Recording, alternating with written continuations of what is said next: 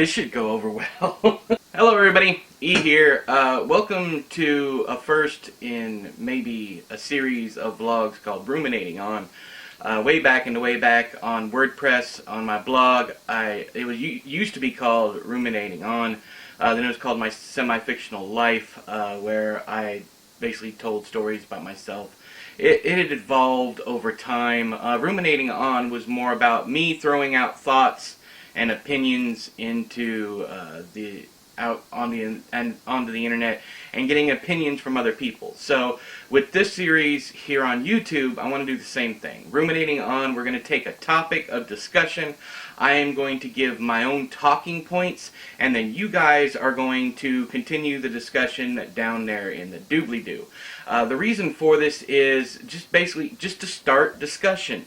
I want to, since I've got this platform, I might as well do something with it. And the thing I want to do is I want to promote individual thought. Get rid of this whole groupthink thing.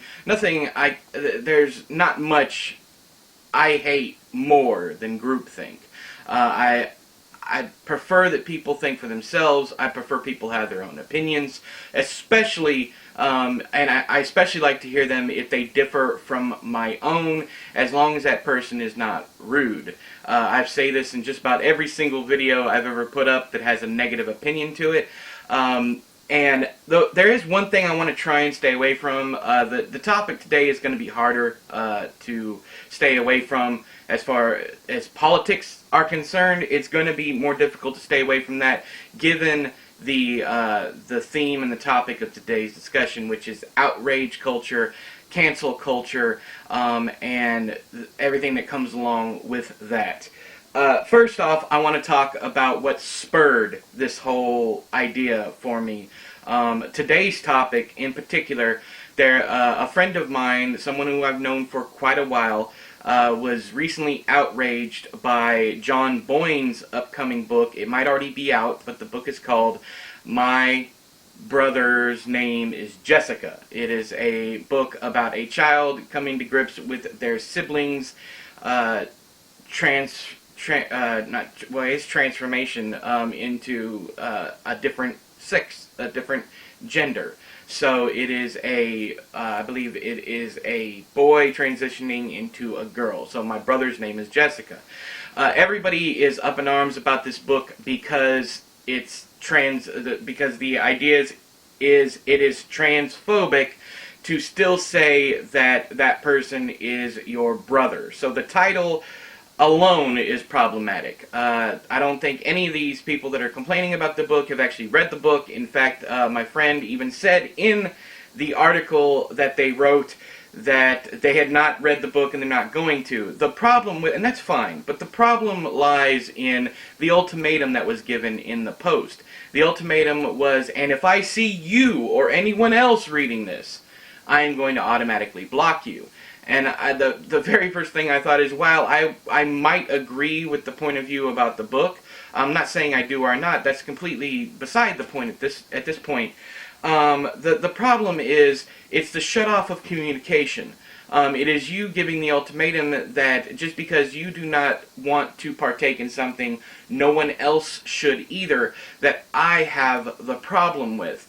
You might call yourself a social justice warrior, liberal, whatever you might want to call, but that is Nazi think. That is Germany 1940s think, to say that because you don't like the fact that something exists, no one else should partake in it either. Especially the idea that this person had not read the book.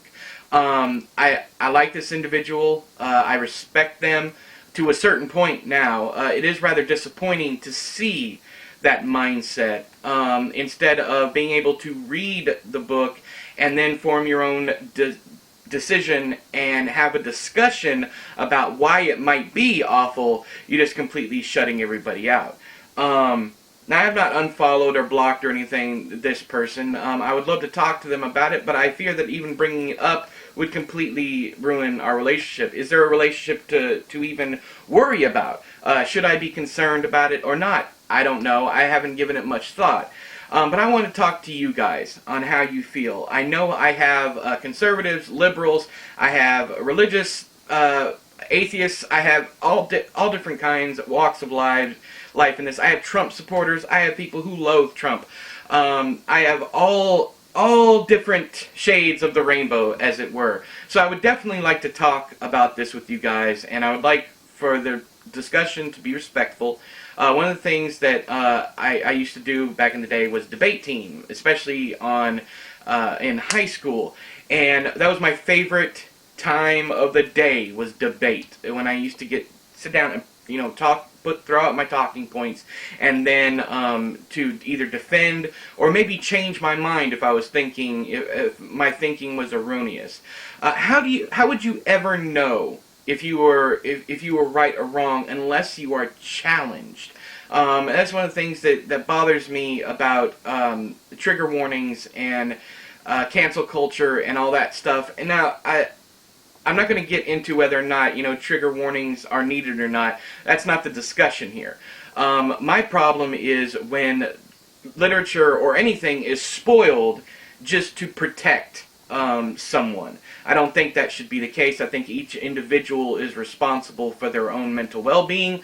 And if you want to completely shut yourself off from something, that is not my business. Whether or not it works for you or does not work for you, whether your trigger is just a slight disgust or a full mental shutdown, whatever your trigger might be, or the aftermath of your trigger, that doesn't have anything to do with me. Where I have a problem with any of this stuff is when it affects my ability to consume something, my ability to either read a book for myself, watch a movie for myself, that kind of thing. That's where I start having a problem. When somebody says you can't have this type of book, you can't have this type of film, that's when I said, you're full of shit. Now, another thing is, I also want to talk about, so let's talk about outrage culture, cancel culture, all that stuff. But let's also talk about how much outrage is helping book sales. I went over and checked out. Bret Easton Ellis is a douchebag of the highest order, and every single time that he has a book coming out, he comes out and he says some really off-the-wall crazy shit to offend people, and that boosts his visibility. Everybody starts sharing his name all over the place. Everybody starts talking about American Psycho again, because pretty much he hasn't written anything else of note other than that book. And yeah, I know he's written several things. He might have even won awards, but everybody knows him from American Psycho. He has a new book coming out called White.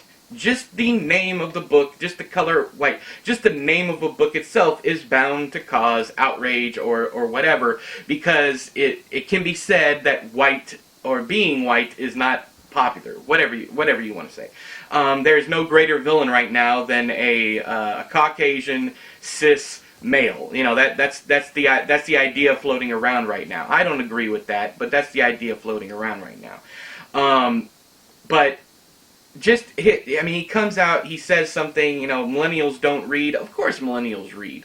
I can look at my YouTube channel and see that, I think it's 69% of my viewers are under the age of 30 and they're male.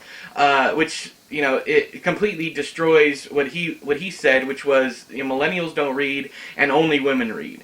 So he's of course wrong, but on top of that, everybody is like, oh, we're going to cancel him. We're going to get rid of his newest book. Whatever. It does not work. It might have worked back in the day when people actually had shame, but nowadays that kind of stuff doesn't work. Unless you get yourself a super liberal company like maybe Disney, who will, is going to fire a Roseanne or a Chuck Wendig or they hired him back, or James Gunn. You might get those people fired, but most of the time those books are going to come out. Even when Anne Rice was actively doxing and attacking reviewers, her books still came out. Milo Yiannopoulos, he's another one with his book Dangerous. Even though there was so much controversy around it, the book finally did come out, and it's got 2,000 5-star reviews on his page. We are creating I guess if you want to say we as in liberal SJWs, whatever you want to say, we are creating bestsellers out of our own outrage. We are doing the exact opposite of what we want, and I'm saying we because even though I don't think the same way as everybody else, I do consider myself a liberal. I do consider myself a social justice warrior in that I want to see everybody treated equally. So yes, I will fight for social justice. Even though SJW has turned into some kind of slur at this point, which I think is funny. But when it comes down to it, I am on the side of the fence that most people watching this rolling their eyes right now are on. But the more we talk about these people and the more attention we give them, the bigger they're going to become. The only way to stop the people like Milo and I don't even want to stop them, don't get me wrong, and we'll discuss that in a second, but the only way to stop them is to ignore them, to make them go away, because they are provocateurs.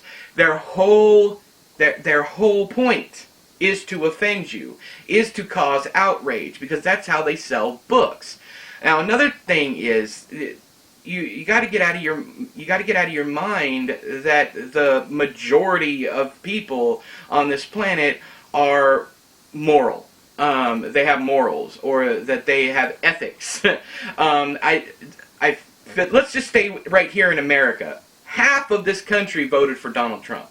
Half of them. So even if you don't like Donald Trump, there's still half of the country that voted for him, whether it be because of party or because they actually, liked the individual. So while you think you might consider that the majority of people have morals and are, or whatever you want to call it, half of them voted for Trump. Half of them voted Republican, even though there's a whole slew of problems there. So even if you are to shout your message from the rooftops, half of those people are going to disagree with you if you're talking about America. So while you might come out and get 100,000 likes on your let's cancel the Bret Easton Ellis's new book White, let's cancel it. There are plenty of people who are not liking, that are going to go out and buy that book simply because it pisses you off. Simply because they want to rub that in your face by getting that book to the bestseller list. They likely won't even read the book. That's not the point. The point is to upset the liberal SJW snowflakes. Now, every now and again, we run across the BBA, the badly behaved author that attacks a reviewer, and everybody and their mama puts their book on a shelf, whatever it might be, a never read shelf or whatever. They put it up on Goodreads. The problem is you don't see the shelf title, and your random. This is a whole other topic, by the way. We're getting on to another topic. Your average casual user on Goodreads isn't paying attention to Jane Doe's shelf that says we'll never read. All they see is that book cover popping up over and over and over again. And this is why authors like James Frey, who have a terrible past, terrible history, are still best sellers. Because even though you were saying you're never going to read this, his books are still popping up all over your feed. It's all over Goodreads. Same with Anne Rice, same with Bret Easton Ellis. These books, and John Boyne's book, they just keep popping up.